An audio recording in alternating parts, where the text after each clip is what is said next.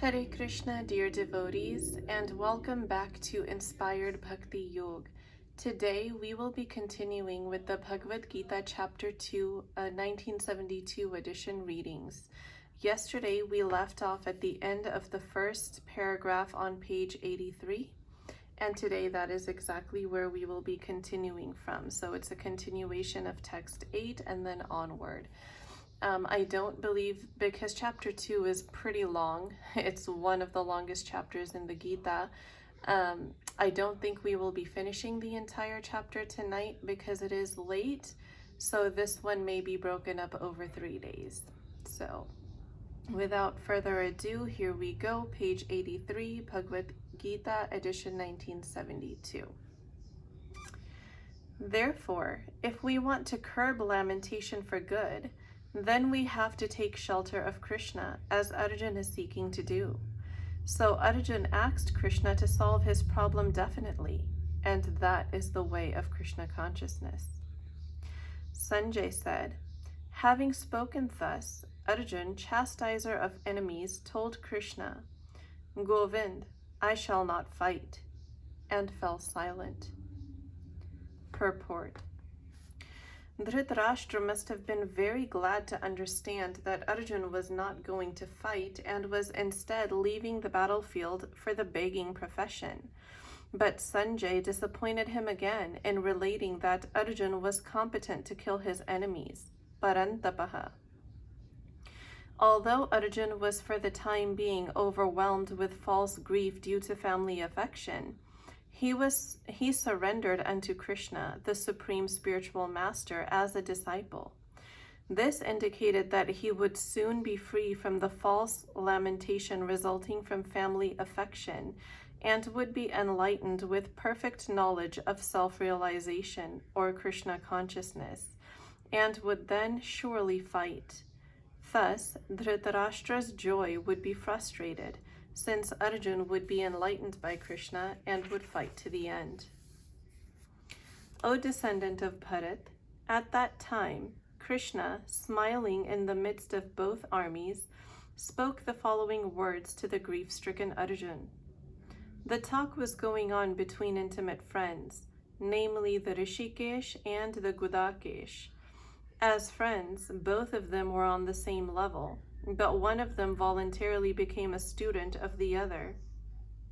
Krishna was smiling because a friend had chosen to become a disciple. As Lord of all, he is always in the superior position as the master of everyone, and yet the Lord accepts one who wishes to be a friend, a son, a lover, or a devotee, or who wants him in such a role. But when he was accepted as the master, he at once assumed the role and talked with the disciple like the master, with gravity, as it is required. It appears that the talk between the master and the disciple was openly exchanged in the presence of both armies, so that all were benefited. So the talks of Bhagavad Gita are not for any particular person, society, or community, but they are for all, and friends or enemies are equally entitled to hear them. The Blessed Lord said, while speaking learned words, you are mourning for what is not worthy of grief. Those who are wise lament neither for the living nor the dead. The Lord at once took the position of the teacher and chastised the student, calling him indirectly a fool. The Lord said, you are talking like a learned man, but you do not know that one who is learned, one who knows what is body and what is soul, does not lament for any stage of the body, neither in the living nor in the dead condition. As it will be explained in later chapters, it will be clear that knowledge means to know matter and spirit and the controller of both. Arjuna argued that religious principles should be given more importance than politics or sociology, but he did not know that knowledge of matter, soul, and the supreme is even more important than religious formularies. And because he was lacking in that knowledge, he should not have posed himself as a very learned man. As he did not happen to be a very learned man, he was consequently lamenting for something which was unworthy of lamentation. The body is born and is destined to be vanquished today or tomorrow. Therefore, the body is not as important as the soul. One who knows this is actually learned, and for him there is no cause for lamentation, regardless of the condition of the material body. Never was there a time when I did not exist, nor you, nor all these kings, nor in the future shall any of us cease to be. In the Vedas, in the Katha Upanishad, as well as in the Shweta Ashvatara Upanishad, it is said that the Supreme Personality of Godhead is the maintainer of innumerable living entities, in terms of their different situations according to individual work and reaction of work. That Supreme Personality of Godhead is also, by his plenary portions, alive in the heart of every living entity.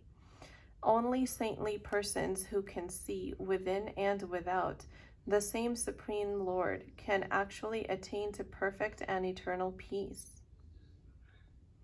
The same Vedic truth given to Arjuna is given to all persons in the world who pose themselves as very learned, but factually have but a poor fund of knowledge.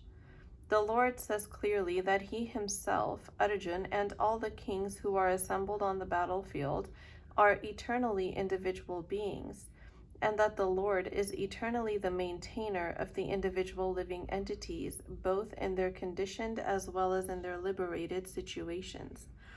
The Supreme Personality of Godhead is the supreme individual person, and Arjuna, the Lord's eternal associate, and all the kings assembled there are individual, eternal persons.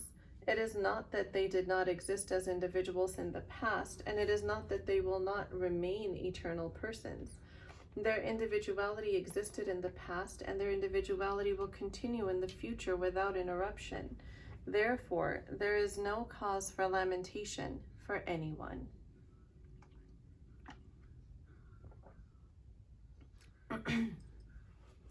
The Mayavadi theory that after liberation, the individual soul separated by the covering of Maya or illusion will merge into the impersonal Brahm and lose its individual existence is not supported herein by Lord Krishna, the Supreme Authority. Nor is the theory that we only think of individuality in the conditioned state supported herein. Krishna clearly says herein that in the future also the individuality of the Lord and others, as it is confirmed in the Upanishads, will continue eternally. This statement of Krishna is authoritative because Krishna cannot be subject to illusion. If individuality is not a fact, then Krishna will not have stressed it so much, even for the future. The Mayavadi may argue that the individuality spoken of by Krishna is not spiritual but material. Even accepting the argument that the individuality is material, then how can one distinguish Krishna's individuality? Krishna affirms his individuality in the past and confirms his individuality in the future also. He has confirmed his individuality in many ways, and impersonal Brahm has been declared to be subordinate to him. Krishna has maintained spiritual individuality all along. If he is accepted as an ordinary conditioned soul in individual consciousness, then his Bhagavad Gita has no value as authoritative scripture. A common man with all the 4 defects of human frailty is unable to teach that which is worth hearing. The Gita is above such literature. No mundane book compares with the Bhagavad Gita. When one accepts Krishna as an ordinary man, the Gita loses all importance. The Mayavadi argues that the plurality mentioned in this verse is conventional and that it refers to the body. But previous to this verse, such a bodily conception is already condemned. After condemning the bodily conception of the living entities, how was it possible for Krishna to place a conventional proposition on the body again? Therefore, individuality is maintained on spiritual grounds and is thus confirmed by great acharyas like Sri Ramanujacharya, and others. It is clearly mentioned in many places in the Gita that this spiritual individuality is understood by those who are devotees of the Lord.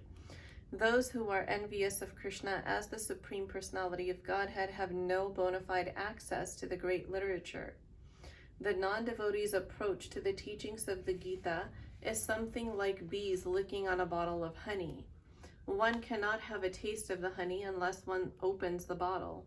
Similarly, the mysticism of the Bhagavad Gita can be understood only by devotees, and no one else can taste it, as it is stated in the 4th chapter of the book. Nor can the Gita be touched by persons who envy the very existence of the Lord. Therefore, Mayavadi explanation of the Gita is a most misleading presentation of the whole truth. Lord Chaitanya has forbidden us to read commentations made by the Mayavadis and warns that one who takes to such an understanding of the Mayavadi philosophy loses all power to understand the real mystery of the Gita.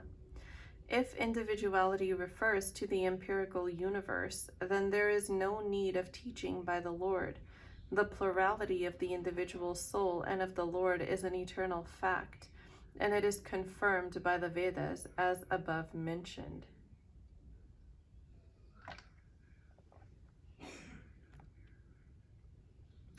As the embodied soul continually passes in this body from boyhood to youth to old age, the soul similarly passes into another body at death. The self-realized soul is not bewildered by such a change.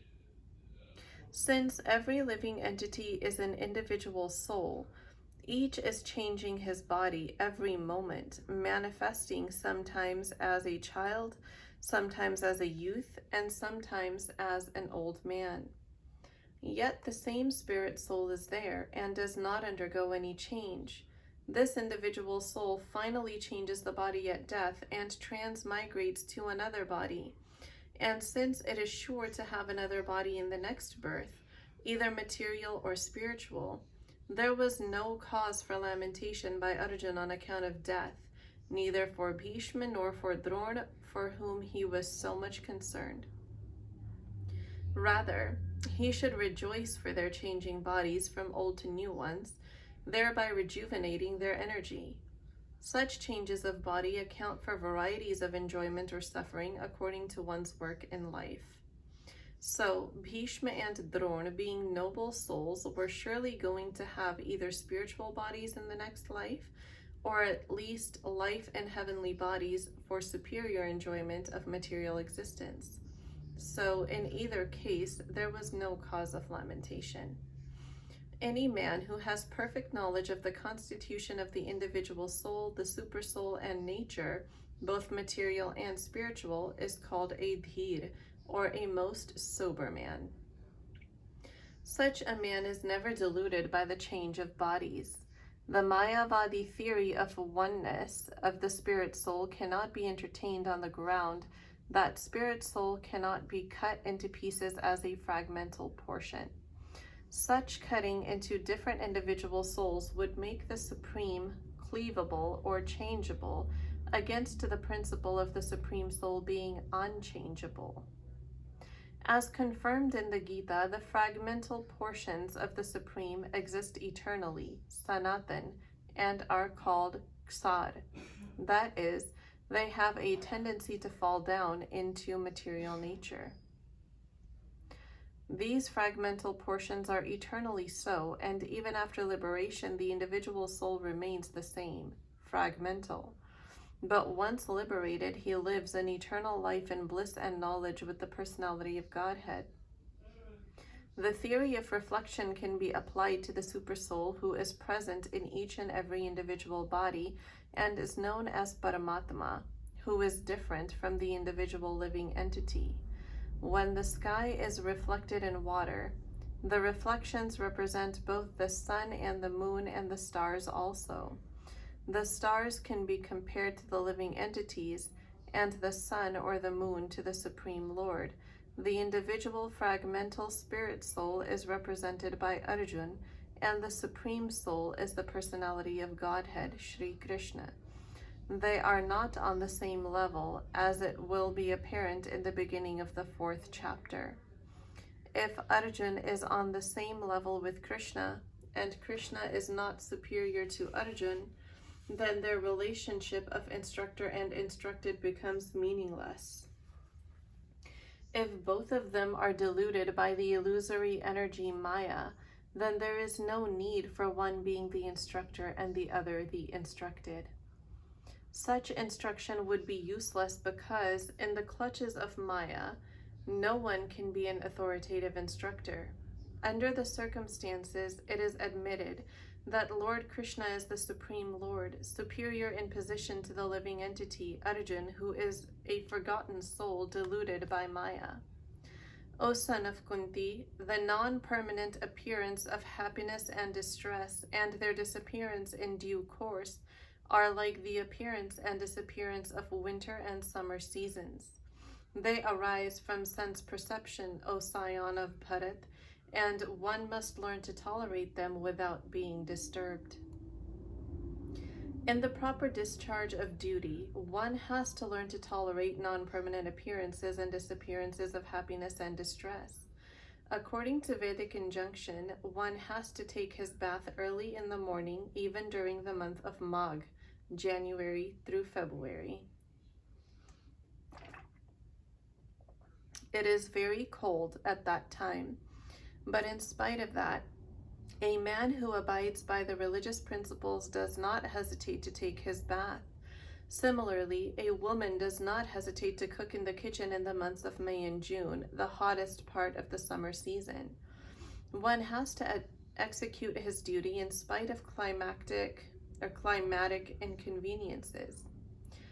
Similarly, to fight is the religious principle of the Kshatriyas, and although one has to fight with some friend or relative, one should not deviate from his prescribed duty.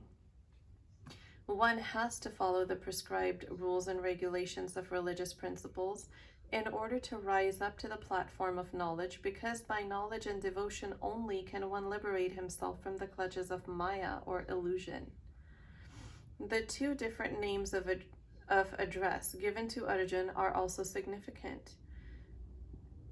To address him as Kaunte signifies his great blood relations from his mother's side, and to address him as Bharat signifies his greatness from his father's side.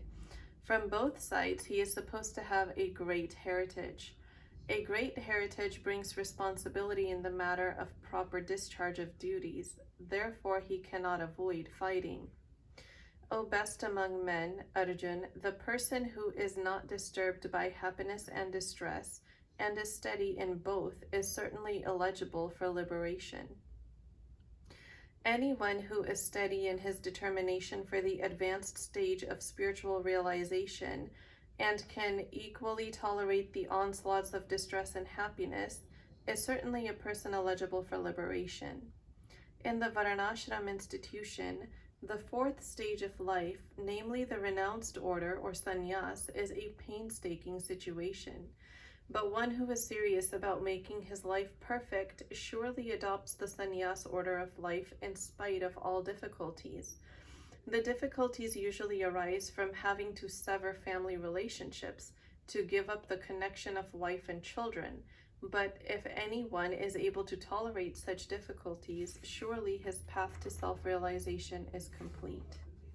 Similarly, in Arjuna's discharge of duties as a Kshatriya, he is advised to persevere, even if it is difficult to fight with his family members or similarly beloved persons.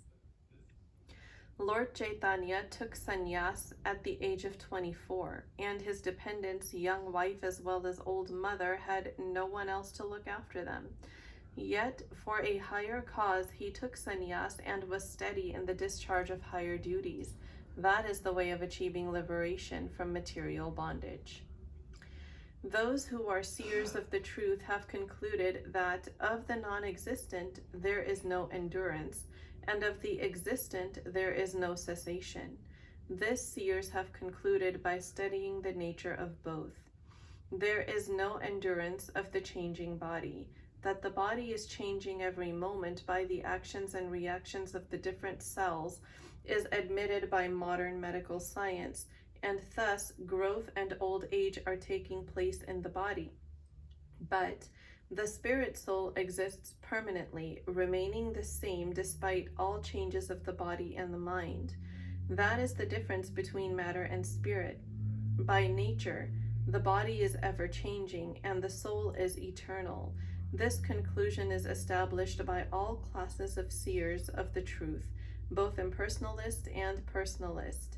In the Vishnu Puran, it is stated that Vishnu and his abodes all have self-illumined spiritual existence.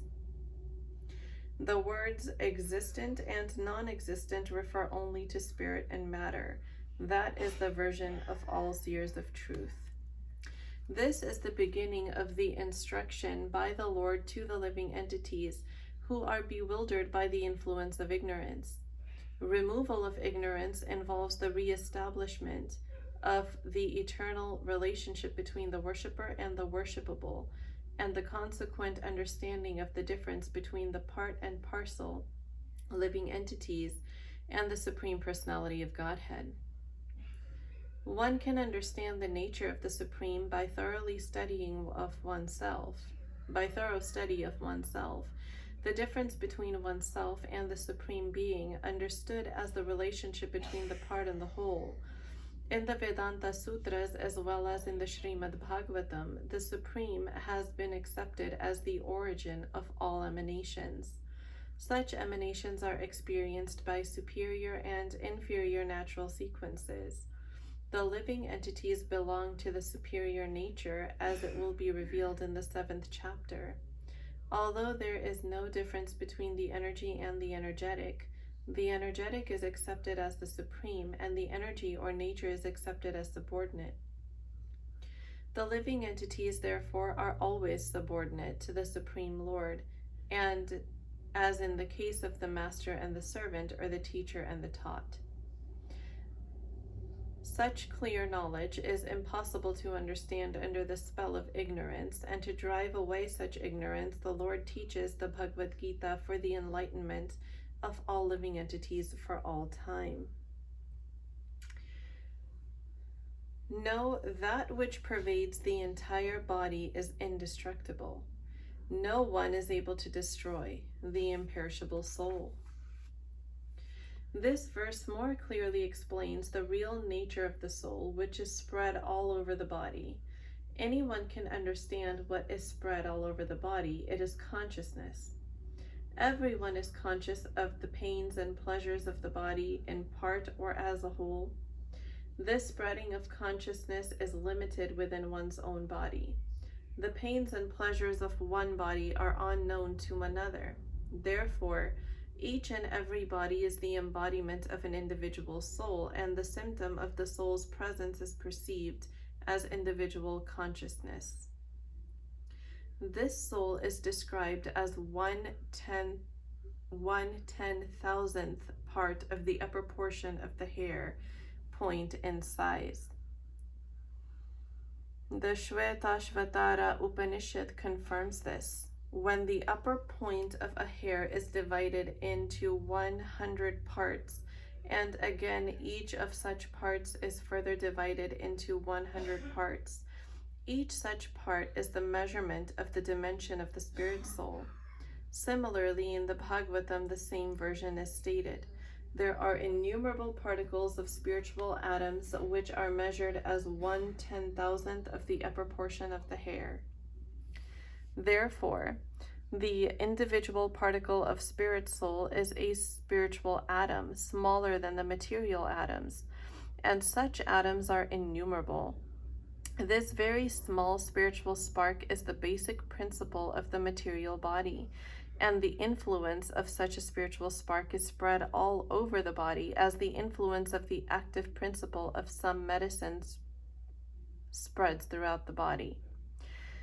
This current of the spirit soul is felt all over the body as consciousness, and that is the proof of the presence of the soul. Any layman can understand that the material body minus consciousness is a dead body, and this consciousness cannot be revived in the body by any means of material administration. Therefore, consciousness is not due to any amount of material combination, but to the spirit soul. In the Mandaka Upanishad, the measurement of the atomic spirit soul is further explained. The soul is atomic in size and can be perceived by perfect intelligence. This atomic soul is floating in the 5 kinds of air: Pran, Apan, Vyan, Saman, and Udan. It is situated within the heart and spreads its influence all over the body of the embodied living entities. When the soul is purified from the contamination of the 5 kinds of material air, its spiritual influence is exhibited. The Hatha Yoga system is meant for controlling the 5 kinds of air, encircling the pure soul by different kinds of sitting postures, not for any material profit, but for the liberation of the minute soul from the entanglement of the material atmosphere. So the constitution of the atomic soul is admitted in all Vedic literatures, and it is also actually felt in the practical experience of any sane man. Only the insane man can think of this atomic soul as all-pervading Vishnu Tattva.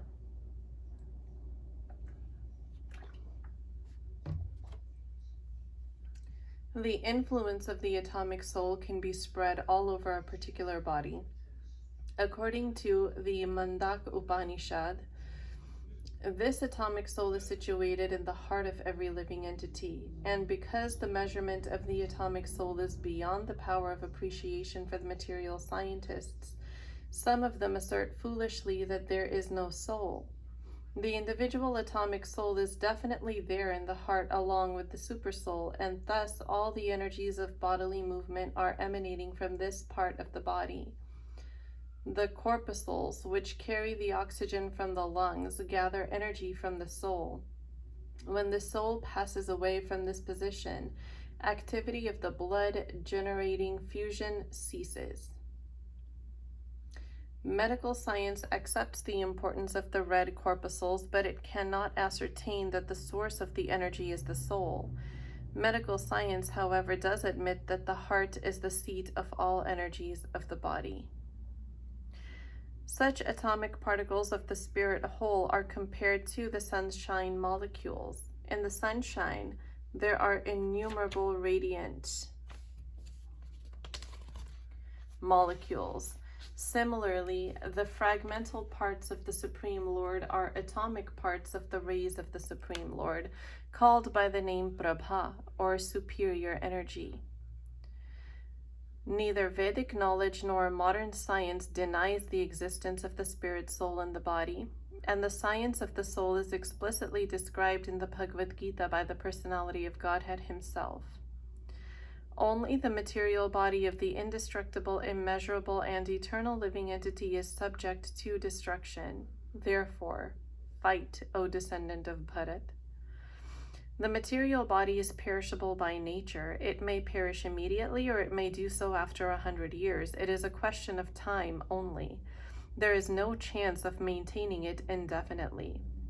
But the spirit soul is so minute that it cannot even be seen by an enemy, to say nothing of being killed. As mentioned in the previous verse, it is so small that no one can have any idea how to measure its dimension.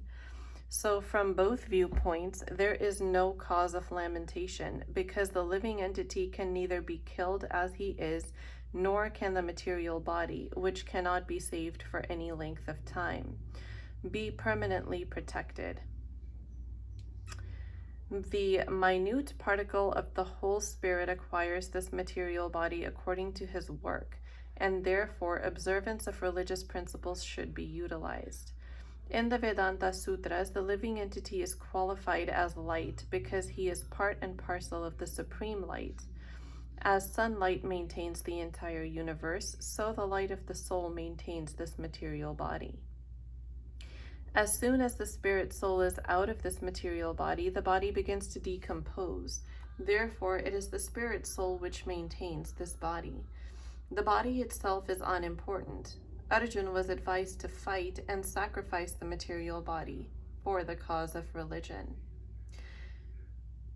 He who thinks that the living entity is the slayer or that he is slain does not understand. One who is in knowledge knows that the self slays not, nor is slain.